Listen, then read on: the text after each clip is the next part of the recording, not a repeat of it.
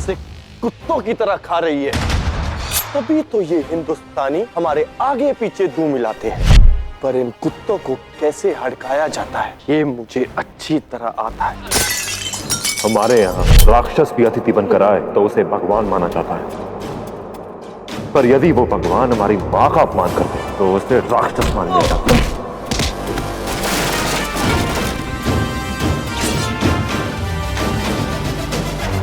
कुछ कहा था तुमने माँ से कि जब उसका बेटा उठ जाए तो कह देना कि तुम यहाँ।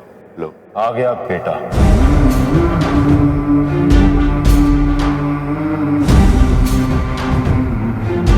और सही जगह पर आया है।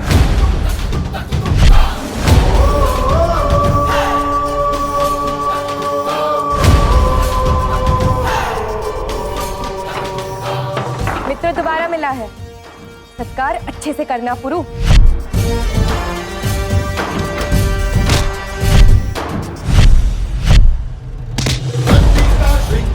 छूटे मिटे न नभ की भारी, इस भारत के गौरव की पुरु राज करे रखवाली। सागर है प्रेम का, हार नहीं स्वीकार कभी आकाश से नीचा साहस।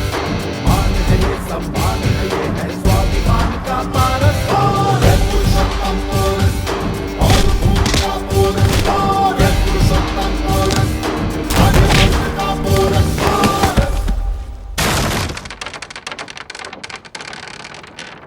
पिछली बार तुम्हारी नाक तोड़ी थी, इस बार तुम्हारे टुकड़े कर दूंगा।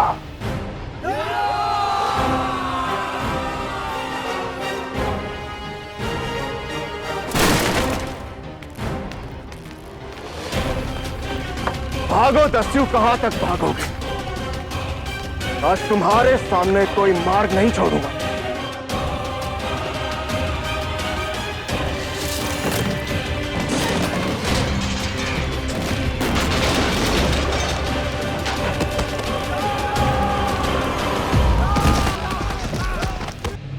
भाग दस्यु, तुझे और इस पागल को ऐसा पाठ पढ़ाऊंगा कि मिसाल बन जाएगी। किसी ने बताया नहीं तुम्हें कि भाई के सामने बहन को और बेटे के सामने माँ को शब्द नहीं कहना चाहिए?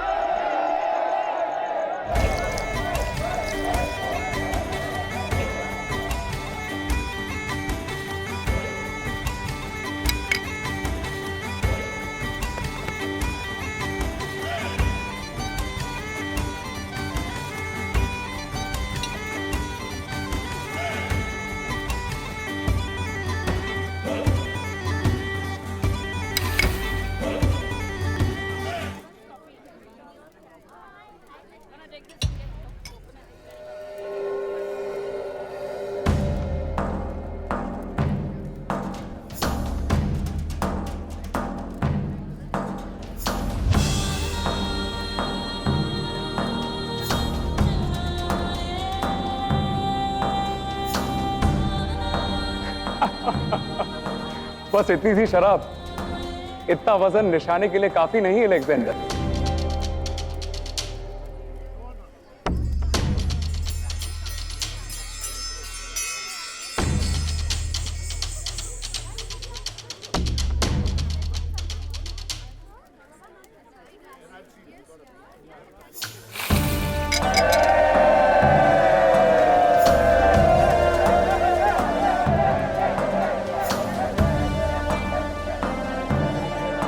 दम बाजुओं में होता है, शराब में नहीं।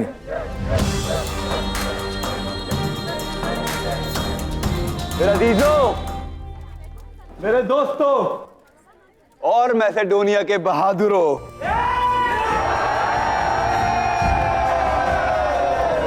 ये जश्न मेरे और अलेक्जेंडर के फतह के लिए है।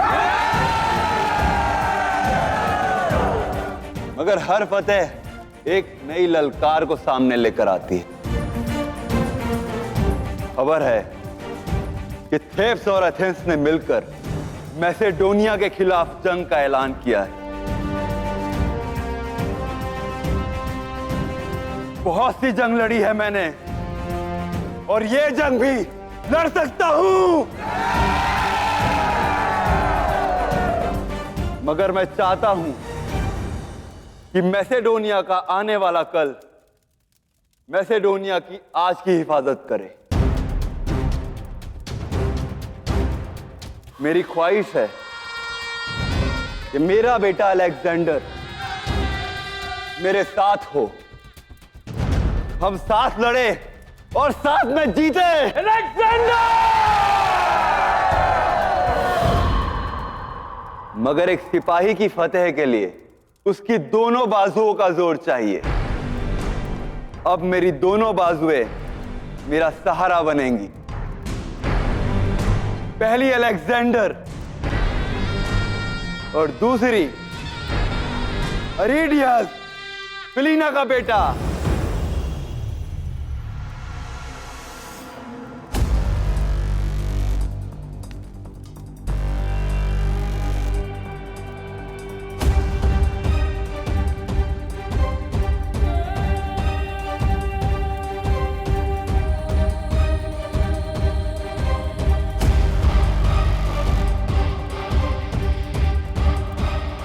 मेरी औलाद।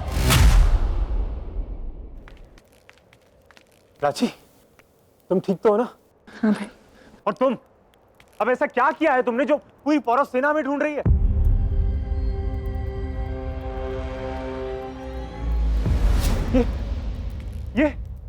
ये कौन है? मां है किसी की।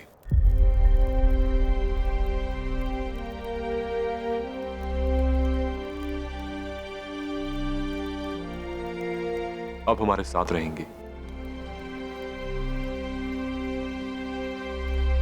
क्या? अरे बुद्धि भ्रष्ट हो गई है तुम्हारी। अरे पहले ही हम समस्या में हैं और ऊपर से तुम इसे ले आए हो। इसे नहीं,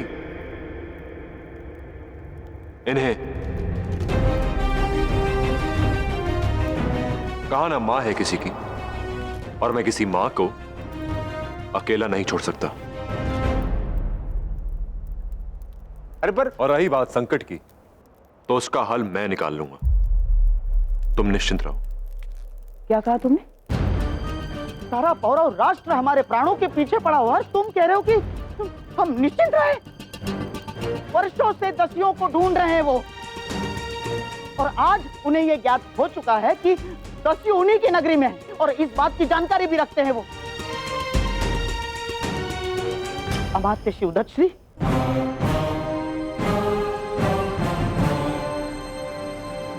और युवराज कनिष्क तुम्हें ढूंढ रहे हैं। और जानते हो तुम युवराज कनिष्क कौन है? वही जिसने इस नगर में प्रवेश करते समय तुम्हें सीख दी थी। और उसी सीख की गुरु दक्षिणा पुरु उसे दे चुका है।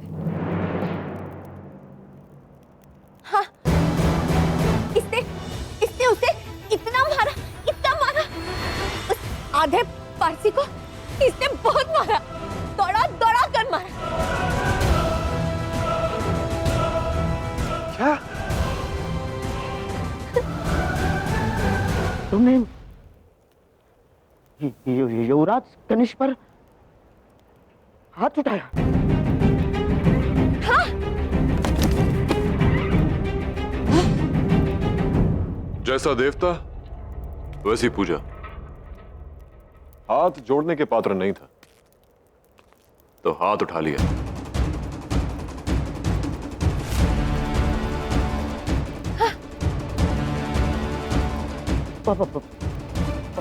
पागल हो गए हो क्या तुम? पागल हो गए हो तुम? पागल हो गए हो तुम सचमुच पागल हो गए हो। तुम नहीं जानते, तुम्हें ज्ञात नहीं है पुरु तुमने क्या किया है। अब मरना निश्चित है।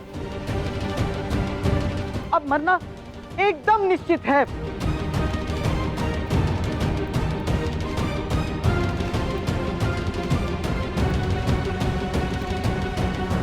युवराज कनिष्क महाराज बमनी का बेटा है।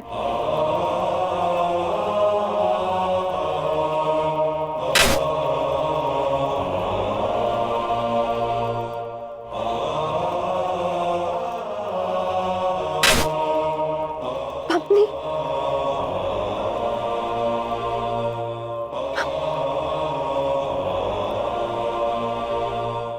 कौन है ये दस्यु? पुरु।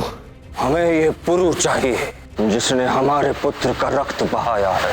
कल सभी का ध्यान शायद डराइस के आगमन पर रहेगा। यही एक अवसर होगा हमारे पास यहाँ से निकलने का। कल तट खुलते ही वो यहाँ से जाने का प्रयास करेगा। सूर्य की पहली किरण के साथ हम सब यहाँ से निकल जाएंगे। क्या यह ज्ञात हुआ कि बंजारा बनाकर उस दस्यु को नगर में प्रवेश किसने दिलवाया? उसका नाम है चिंतन कुमार। क्षमा कर दीजिए महाराज, महाराज क्षमा कर दीजिए, महाराज क्षमा कर दीजिए। महाराज आगे से ऐसा नहीं होगा महाराज। महाराज महाराज मैं आपको वचन देता हूँ, मैं अभी चलकर उनको उन सभी दस्युओं को पकड़वा देता हूँ महाराज। परंतु मुझे क्षमा कर दीजिए महाराज।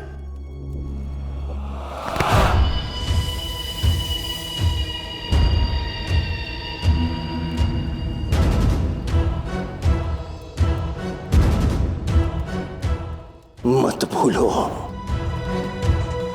कि यह हमारा राष्ट्र है और यहाँ दस्युओं को पकड़ने के लिए हमें तुम्हारे छल की आवश्यकता नहीं।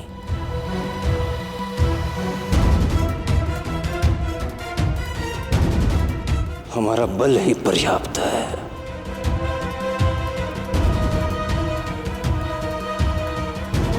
छिपकर प्रहार नहीं होगा, खुलकर सत्कार होगा उनका, और स्वागत के लिए कल प्रातः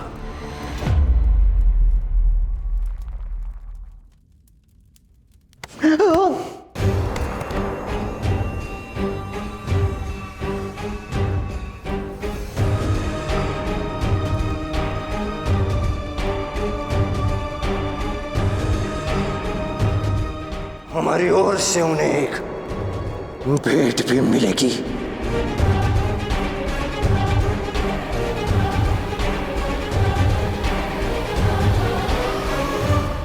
हम एक साथ नहीं जाएंगे, हम सब अलग अलग जाएंगे और मैं सबसे आगे।